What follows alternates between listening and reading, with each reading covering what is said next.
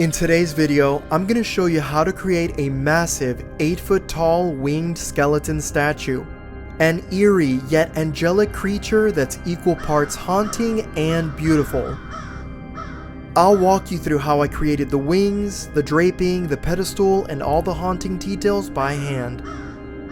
Whether you're decorating for Halloween or building your own haunted display, this statue is sure to steal the show. So grab your tools and follow along as I take you on a step-by-step journey of this entire build.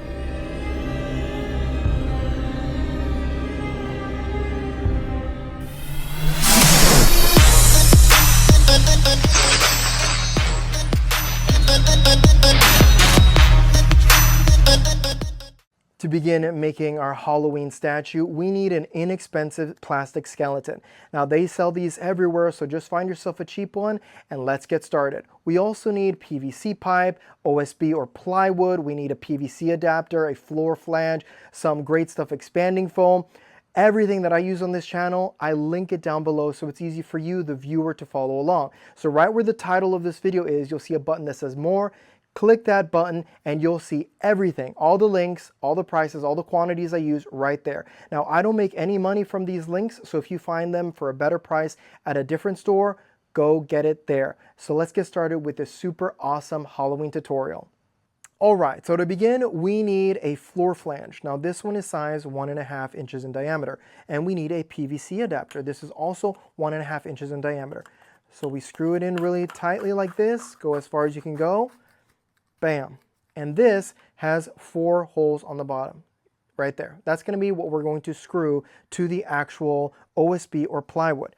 Then get your PVC pipe. This is 1.5 inches in diameter, and we've cut this one to 46 inches. Then you can get some PVC glue. I always have some. Put some glue on the inside right here, and then bam, hit it really hard so that you have a solid piece. And this is going to go attached on the bottom so that it stands upright. Once you have that, then we can put it through the chest cavity of our skeleton and put some expanding foam. For the base, we need plywood. Now I'm using OSB board simply because it was a bit cheaper, but you can also go on Facebook Marketplace to see people selling plywood or OSB board. We need to cut 2 of these squares, and their measurements are 18 inches by 18 inches. Once you cut it, we're going to nail both of them together so the base is sturdier and thicker. Then we can attach the PVC pipe and the floor flange. But before we attach that, let us fill the cavity of the skeleton with expanding foam. Hey everyone, just a quick pause. I wanted to announce that my 3rd children's book has finally been published, and it's called The Ghost Who Dreamed of Flying.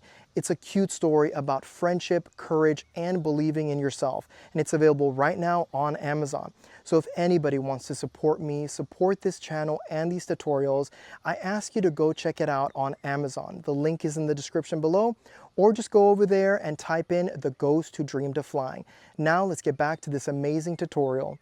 All right, so we put our PVC pipe through the chest cavity, and we're actually going to put 2 screws, 3.5-inch screws, through the top right here, through the chest plate, into the PVC, and then into the spine, and then another one right over here. But before we do that, let's put something on the inside of the chest cavity so when the foam expands, it doesn't cover all of these rib cages. You could use a plastic bag, you could use some general purpose tape. I'm just going to do something simple. I'm using paper towel, and we're going to put it in from the bottom like this, okay. Just like this. And get yourself some tape if you want to hold it down. And we can put it face down and then fill it, all of the cavity, with expanding foam. Now you want to do that so that it looks like a solid hardened piece. You don't have to do this part, but I think statues with hollowed out chest cavities takes away from the realism, so I'm just trying to make it into a solid piece while retaining the details of the ribs. So this paper will prevent the foam from covering the ribs, and then once we're done, we can just spray paint this or paint it with whatever color we're going to do the statue. All right, so we have our skeleton face down, and we're going to be using great stuff expanding foam. This is gaps and cracks. All we want to do is cover the paper towel that we put down and let gravity hold the foam in place so it can form a hard layer in the back. We don't necessarily need to fill the entire cavity because you're not going to be able to see anything from the back. So just make sure it gets all of the paper towel and then let it harden for a couple of hours. All right, so this is what it should look like. Right there, the paper towels make it really nice and smooth on the inside. And now we can just remove the excess tape from the top. We cut it off, remove it. And now we're ready to attach this to our plywood base. Before we mix our drop cloth into our Monster Mud mixture, you want to make sure that you apply the cloth to your statue. Apply it to see how it's going to look. And this is the idea I want to go with, but I quickly wanted to show you something so that you understand. Over here, I just folded it over, but probably when I put it on, it's simply going to drape like that. I'm going to get a screw right there into the breastbone right there. And then these are going to be on the shoulders. And then the smaller drop cloth, once I cut it, is going to go over here. Now, I made a hole into this drop cloth right over here to put the arm through. That's optional. You don't have to do it. But this is going to be heavy. Once it's filled with the Monster Mud, it's going to be heavy. So work with another person if you have one. Otherwise, you're going to struggle a bit like I tend to struggle. And once we put it over like this, put a screw right there to hold it in place. Adjust the arms, adjust the leg, make sure you get the ruffles or the shape that you want, and then do the top portion of it. So work in sections. Don't dip both the top piece and this at the same time. Do this drop cloth first, and then do the second one. And then that's it. We let it dry. It should take a few days to dry completely. I normally like to give it 3 to 4 days, but if you're not doing anything else with it, leave it out in your garage for a week for it to dry. Now it's time to do the most important part, which is mixing the Monster Mud mixture. Now, for those of you who may not know, Monster Mud is the mixture of 2 or 3 ingredients that we apply it on a cloth or a rag or a sheet, and then once it dries, it'll be this stone-like or concrete-like finish. So we're going to get a 5-gallon bucket, and then we're going to mix 1 gallon of exterior grade paint, 1 gallon of Drylok, and then 24 pounds of joint compound. Now, this is a lot of material, so let's start mixing them half gallon at a time. Half a gallon of paint, half a gallon of Drylok, and then 12 pounds of joint compound. Mix it. You want a soupy consistency. It needs to be, not super thick, just like a soup type of thickness. And then we're going to dip our drop cloth in it. Now, I'm using 2 drop cloths. Both of them are size 4 feet by 5 feet, but the 4 feet by 5 feet, the first one goes over the body, and the second one will go over the head, but we'll cut that one to a smaller size so it doesn't hang so far down. But once you put the material, the drop cloth, into the bucket, make sure that the Monster Mud mixture gets all inside, all over the fabric. You want it to be soaked completely.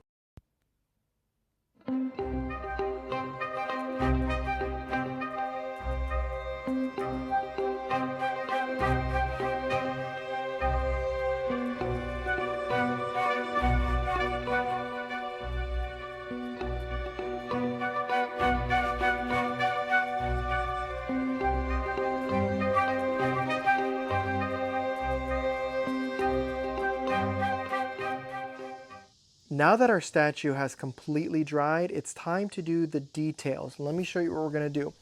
In deep areas, in the valleys, in the grooves, we're going to go with a black or a dark gray. You want to really darken the deep areas up, right here in between the ribs, definitely in here, in the mouth, in the eye sockets. Anywhere that's deep, use black paint, watered down black paint, or some dark gray.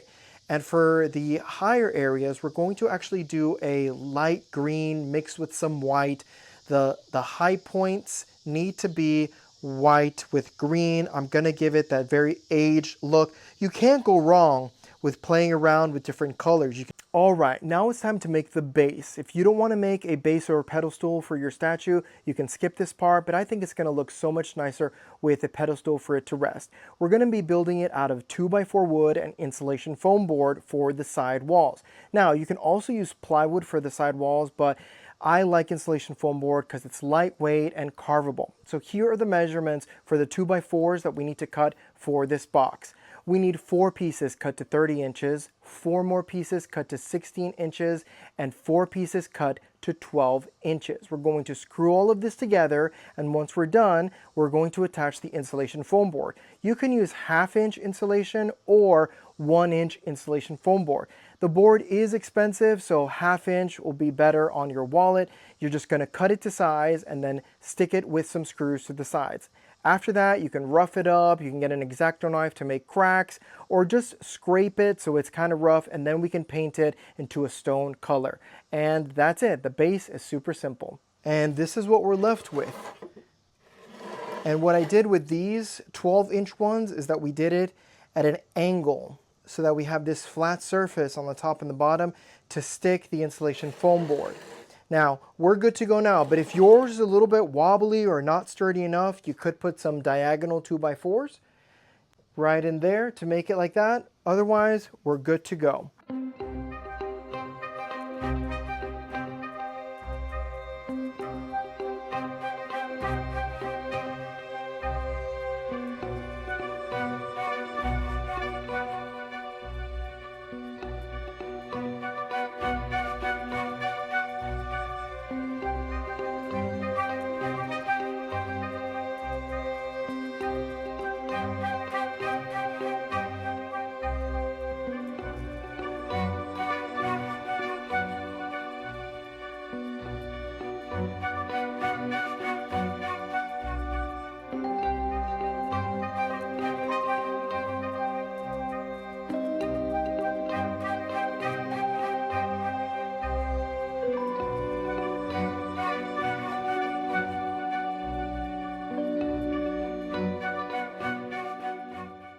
All right, so we put our Loctite foam down, we sprayed it with water, we waited about 5 to 7 minutes.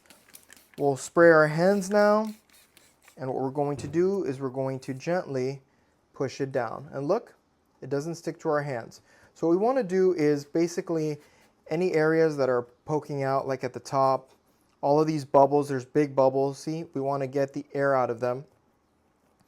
And what we're trying to do is not make it look so bulbous and somehow give the perception that it is actually wings carved out of stone.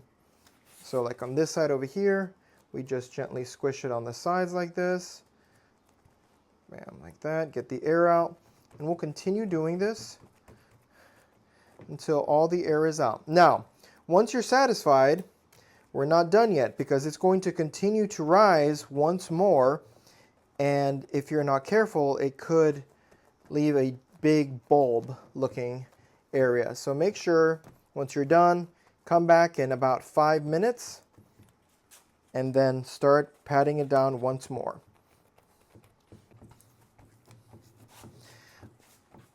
Another thing, when we're squishing this, we want to make sure we're going in the pattern of the feather. So like this, you don't want to squish it like that. You just want to start squishing it like this when you're getting closer to the end so that it can go in the same pattern. But see, there's still bubbles that are forming. So we're going to let this rest for about 5 minutes. Only 5 minutes, because if you wait too much longer, too many bubbles are going to form that you can't get rid of. So we'll let this rest for about 5 minutes and come back and pat it down once more. And then we'll do the back side. And if we need to put a little bit more, we can. But this side is going to go behind the statue, so that we don't really need to do that. But we can do the back side once this dries in about 30 to 45 minutes.